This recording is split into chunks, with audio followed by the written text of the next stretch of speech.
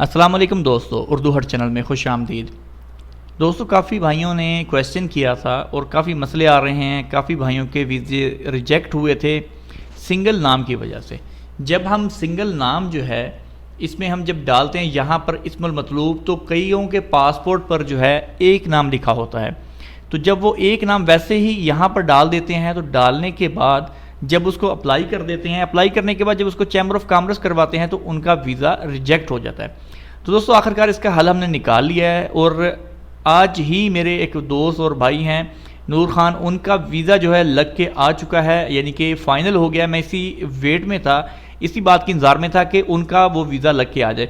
उनके बच्चे जो हैं सऊदी अरब में पैदा हुए थे। सऊदी अरब में पैदा होने की वजह से यहाँ पर जो नाम लिखते हैं वो सिंगल नाम लिखते हैं।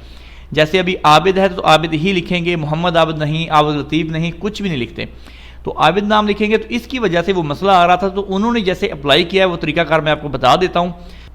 तो दोस्तों, वीडियो को आगे बढ़ाने से पहले आपसे रिक्वेस्ट है कि अगर आपने हमारे चैनल को सब्सक्राइब नहीं किया तो काइंडली इसको सब्सक्राइब कर लें और साथ में बेल आइकन को प्रेस कर लें ताकि नई अपडेट ऐसी है हमारी आप तक पहुँच सकें।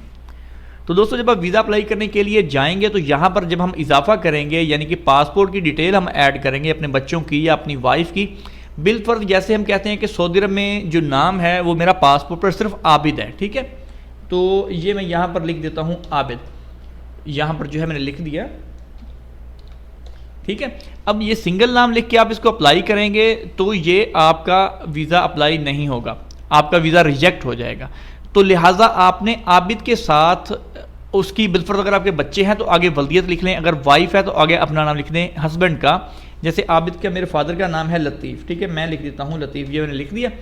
इस तरह से लिख देना है, या फिर आबिद लतीफ़ लिखते हैं, या अगर आबिद अब्दुल लतीफ़ है या कोई भी आगे नाम जो है, अगर आपके बच्चे हैं तो बच्चों के नाम के आगे अपना नाम लिख दें। और अगर आपकी वाइफ है, सिंगल नाम हो, तो अगर उनका डबल नाम लिखा हुआ है पासपोर्ट पे ऑलरेडी, तो फिर आपको कोई ज़रूरत नहीं है खुद से कुछ लगाने की, तो आप वैसे ही लिख देंगे। अगर आपका एक नाम है, जैसे आबिद ही है वहाँ पर सरनेम में या गिवन नेम में, तो आपने नाम लिख के आगे फादर का नाम लगा देना है। बिल्कुल, अगर आपके बच्चे हैं तो आपने उसमें आगे अपना नाम लगा देना, और अगर आपकी बीवी है तो उसमें भी आपने आगे अपना नाम लगा देना है।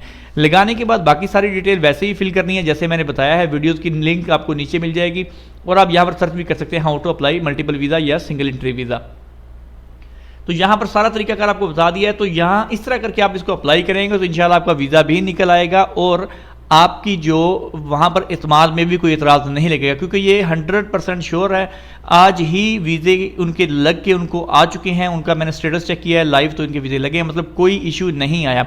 मुझे लगता था कि शायद इत्माद वाले उसका इशू लगाएं, लेकिन कोई इसमें इशू नहीं आया। लिहाजा आप इस तरह से ये वाले वीज़े जो है इस तरह से आप कर सकते हैं। जिन भाइयों को मैंने कहा था कि आप पासपोर्ट पर नाम चेंज करवाएं, तो अगर उन्होंने अभी नहीं करवाया तो इस तरह से वो अप्लाई कर ले तो आपका वीज़ा 100% निकल आएगा। तो दोस्तों, ये थी हमारी इसकी वीडियो को लाइक और शेयर करें। मजीद वीडियोज़ के लिए हमारे चैनल को सब्सक्राइब करना नहीं भूलिएगा। इंशाल्लाह मिलते हैं जल्द नेक्स्ट वीडियो के साथ, तब तक के लिए अल्लाह हाफिज़।